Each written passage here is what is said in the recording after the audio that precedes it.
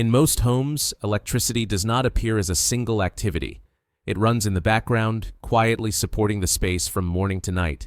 Lights switch on, appliances hum, chargers stay connected, climate systems cycle on and off. None of this feels like a task on its own.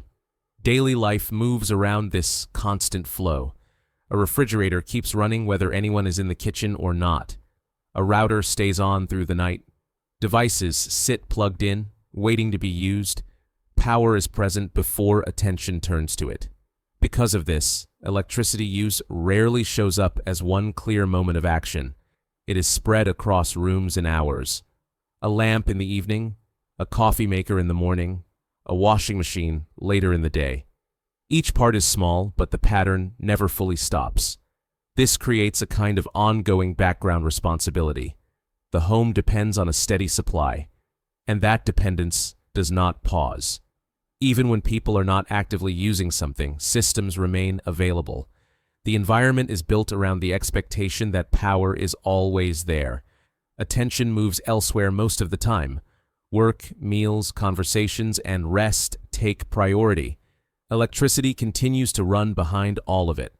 It is only noticed in short moments, then it fades back into the background again. Over weeks and years, this becomes a stable condition of living indoors. The home is arranged around powered tools and devices. Outlets, switches, and panels are part of the physical structure. The flow of electricity blends into the setting, like plumbing or walls. The result is not a single problem to solve once. It is a repeating condition. Power use keeps returning as part of the environment, tied to how modern spaces are designed and used every day. People often try to bring more awareness to this background flow. One approach is tracking usage through bills or statements. Numbers are reviewed once a month, sometimes more often. Time is spent comparing periods and looking for changes. Another attempt involves adjusting habits. Lights are turned off more carefully. Devices are unplugged. Thermostats are checked and reset. These actions require steady attention. Each one is small, but they add up over time. Some households reorganize how and when appliances are used. Laundry might be done at certain hours. Heating or cooling schedules are changed. This takes planning and follow-through. Routines need to be remembered and repeated. There are also efforts focused on equipment.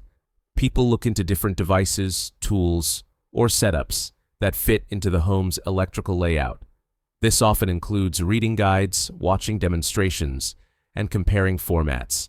Time goes into understanding how something would fit into the existing space. All of these attempts share a common feature. They rely on ongoing involvement. Attention returns again and again. Decisions are made in small moments throughout the week. The process becomes another layer added to daily life. Over time, effort-based approaches tend to blend into the same routines they are meant to manage.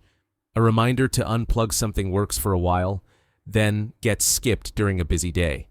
A new schedule is followed for a period, then slowly shifts. The home environment moves at its own pace. Mornings can be rushed. Evenings can be tired. Weekends change the pattern. In these conditions, steady monitoring competes with other priorities.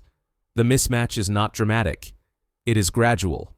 The structure of daily life favors actions that run automatically in the background. Tasks that require repeated attention have to be reinserted again and again. As months pass, the original level of focus often softens. What started as a clear plan becomes occasional adjustments. The background nature of electricity remains, while active oversight rises and falls with the rhythm of everyday life. Alongside effort-heavy approaches, there are also formats designed to sit more quietly within routines. These formats are built around low levels of interaction. They are set up to exist as part of the environment rather than as repeated tasks. Instead of requiring frequent decisions, they are structured to stay in place once introduced. Their presence is tied to location and continuity rather than constant adjustment.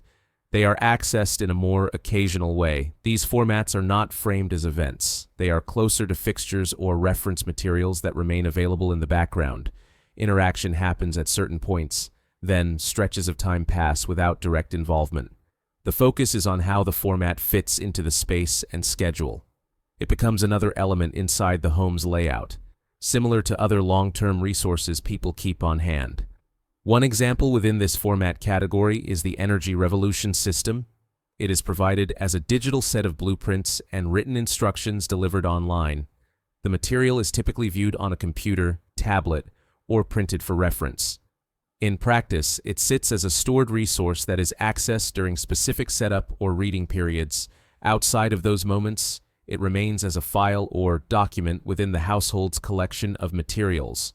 Low-interaction formats do not replace all other approaches. Some households prefer active tracking and regular adjustments. Others combine several methods over time.